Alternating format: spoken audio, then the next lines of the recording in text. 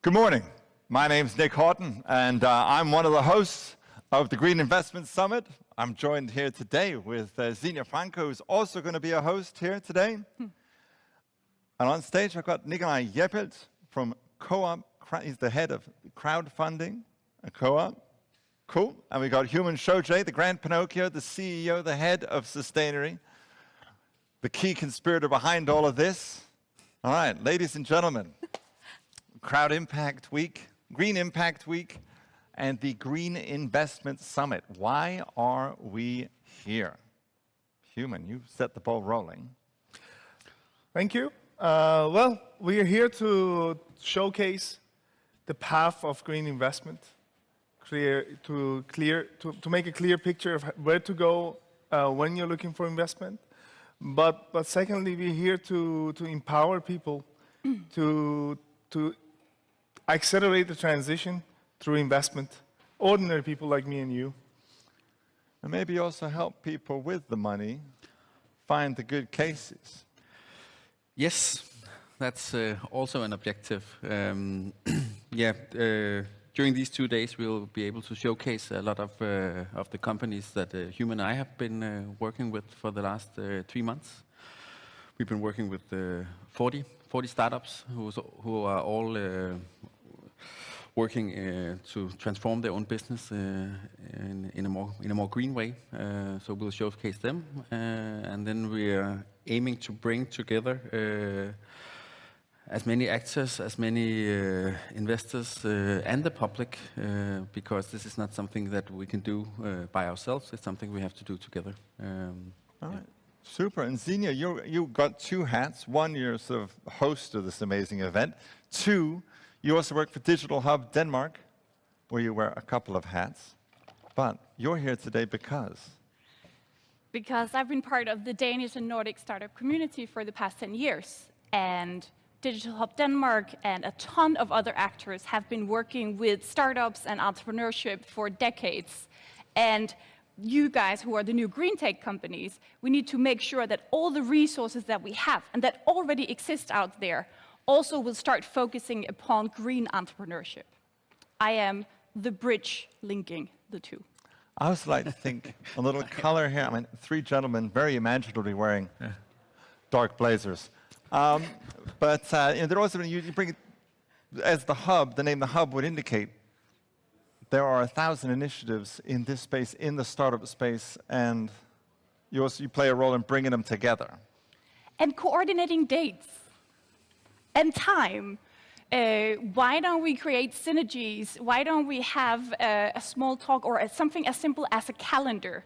So we've started already. So for example, if you are into investments and want to have an overview of what are the investor events going on here in Denmark, they are all on the website, so that we'd at least have one place for everyone who's interested in investor events.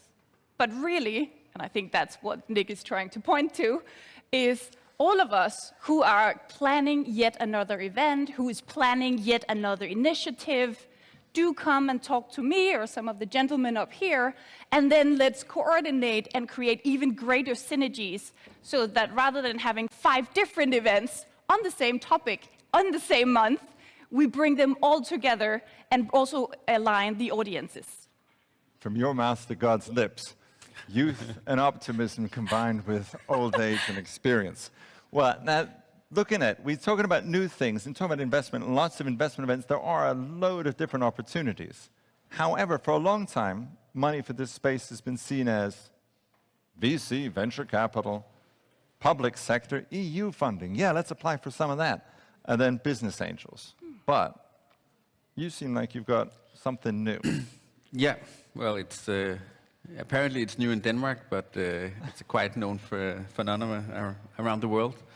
Yeah, on the way here this morning, there was an article that the Danish savings has reached new heights, plus 1 billion Danish kroner is just sitting on people's accounts, and we basically represent the opportunity of getting all these money that private households have in their bank accounts to get them out working, working for the green transition, because the power of everybody banding together and supporting the green transition, supporting those who can and will, and who have the ideas that will change the world, is immense.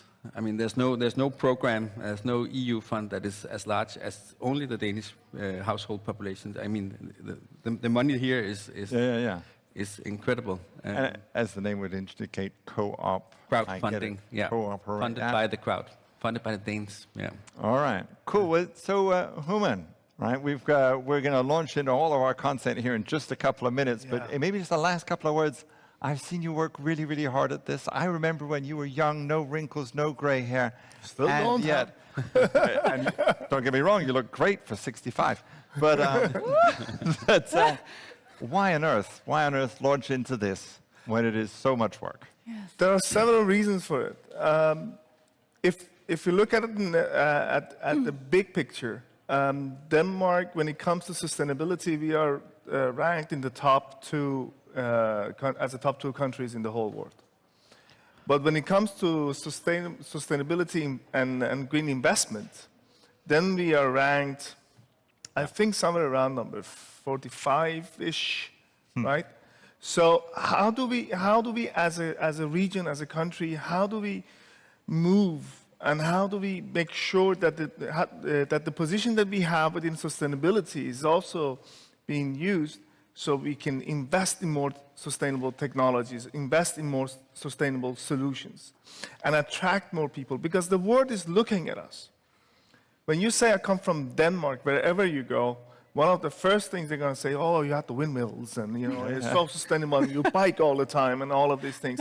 So we have an amazing branding, but somehow we have been extremely bad and poor getting investors and also supporting existing investor networks and infrastructure.